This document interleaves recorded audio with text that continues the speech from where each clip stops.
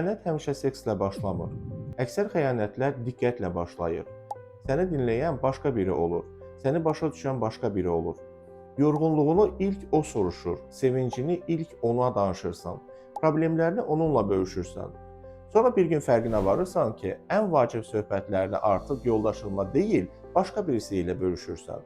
Buna emosional xəyanət deyilir və çox vaxt fiziki xəyanətdən əvvəl başlayır. Çünki insan əvvəl bədənini yox, ürəyini uzaqlaşdırır.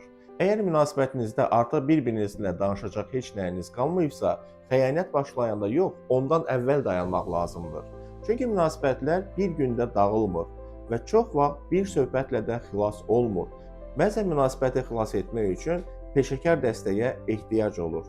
Əgər hiss edirsiniz ki, aranızda bağ hər gün biraz da zəifləyirsə, gec olmadan müraciət etməyiniz lazımdır. Cütlük terapiyası ilə çox yaxşı nəticələr əldə etmək olur.